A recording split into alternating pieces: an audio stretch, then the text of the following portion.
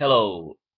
As many of you know, and I've irritated, and as I have irritated many of you by stating this, I do not believe in space aliens visiting Earth.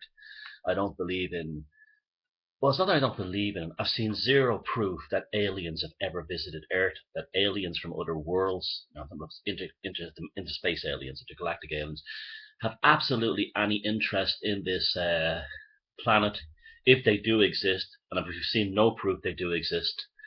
I totally down with the idea that William Cooper, when he said that he absolutely no longer believed, towards the end of his life, he said, I no longer believe that the aliens have ever been here, that aliens have visited this planet from other planets. And he died soon afterwards because he broke the greatest taboo. I've been saying for a while, well, for many, many years now, that aliens and alien visitation was basically a propaganda and a psyop invented by the intelligence services to cover two things. One, the experimental design in aircraft, experimental design in, you know, faster than sound travel by the US, the British, and other military groups. That's why these things always take place in and around military bases, nearly always. And also to cover up something that scientists and the elite know about, that there are other, I mean, in some ways this does sound crazy, but there are other interdimensional forces, forms of consciousness that may even be our own consciousness, that exist outside this reality, that seem to interact with human perception and human consciousness in such a way that it's what we call magic. It's what we call the supernatural. It's what we call ghosts, angels, fairies, the Djinn, and so on. I like the term the Djinn and to focus on that for the simple reason that the Djinn, there's such a vast canon of literature on it in the Islamic world compared to, say, archons in Gnostics, where there's only a brief spasm in history, and you can't really build a massive theory around that. But anyway, I'll talk about what happened in November 15 to 19, I think it was 1956, in Point Pleasant in West Virginia, an event called the Mothman happened. Now, why the Mothman thing has always interested me is because it's an anatomy of the supernatural, but it's also an anatomy of a psyop. When, on November 15th, a group of young people in an area called the TNT area, Point Pleasant in West Virginia, near the Ohio River, which was experiencing strange lights. Now, I didn't say alien spacecraft, I said strange lights, okay? That's important that I emphasize that, and you'll see later on. Their car was attacked by a giant bird-like creature. Now, there's a film version of it with Richard Gere called The Mothman Prophecies, and it's not a bad film actually. It's surprisingly good. It's surprisingly a touching and kind of quite a sad film, because it is a sad story of a lot of people who lost their lives when the Silver Bridge collapsed and was a traffic jam on it. Now, the leading up to this, the appearance of this creature, the Mothman, came along.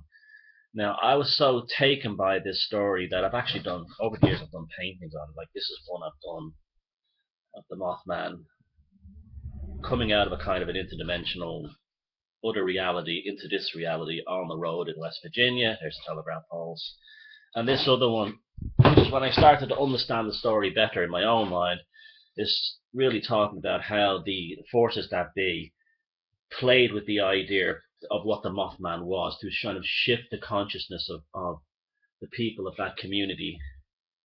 And this is what the tongue represents, not the Rolling Stones. It's the change of language, the change of verbiage. Now, I know some of you probably won't understand this because you got it into your head that all alien stuff is all spacemen. That's the end of it. This video is probably not for you, so you probably better off switching off that. But go to another video. But the rest of you that are willing to move beyond the idea of a fixed idea, see, that's what a Fortean is. A Fortean is someone who does not have a fixed idea, saying they're aliens, they're monsters, they're ghosts, they're demons. They're always constantly floating that boat into the unknown, but they're observing and they're cataloging, but they're not coming to absolute hard conclusions, because Charles Fort, which the term of Forteans are named from, came to the idea that there's no such thing as a fact, that everything is just a fashion that stays in for a certain amount of time. And that's very true. And Nietzsche came to the similar idea when he said there's no such thing as absolute truth, because all language is ultimately metaphor, and therefore you cannot pin an absolute direct absolute truth on or meaning on something, and I totally agree with that. This is why I don't like this term truthers and all this stuff, because there's no such thing as the absolute truth. Now, a book that was quite good on this subject is this one here called The Mothman, The Facts Behind the Legend. Bit dusty old copy I have here. What's good about this one is it's just the newspaper clippings of the time. Very good. You're not getting anyone's editorial swing of what's going on. And you see how it develops in the local newspapers in the Ohio Valley. People see a strange bird-like object. That's the local reporters on the ground, when we still had decent media, reported as what people saw. As soon as the national media comes involved in it, it goes from that to aliens. You see, this is always the thing. When a supernatural event happens, the mass media, the national media's job is to come in there and say aliens. That kills it off instantaneously. Two reasons. One, it's to make fun of anything paranormal, because they don't want human beings thinking outside the materialistic reductionist box.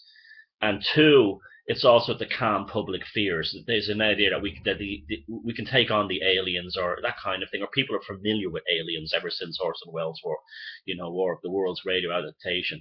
Now, the important thing of all this, of course, relating to my own work on Valpurgis Night, the book series, is it all took place in the United States and Great Britain and France after the post-war period. Therefore, the Nazis were involved in, shall we say, trying to enter into these kind of realms, what we might call shamanic realms. They were trying to do it through technology. That's what the bell and all that kind of thing was all about. They were trying to, within National Socialist esoteric and occult circles, they were trying to invoke the Vrilya from the center of the earth to come upon humanity. And this is what a lot of these lights in the sky, these Foo Fighters and all, these are all kind of esoteric experiments. Probably they had found a way to capture Djinn, just like the Islamics did, just like King Solomon did. They captured the Djinn through technology such as the Nazi bell, and then later on the United States were interested in these kind of ideas, probably didn't understand what they were. I don't think anyone actually does. And they were been messing with them, and the Ohio Valley would have been a perfect place for them to have these experiments. Something happened, and they created this kind of this creature called the Mothman.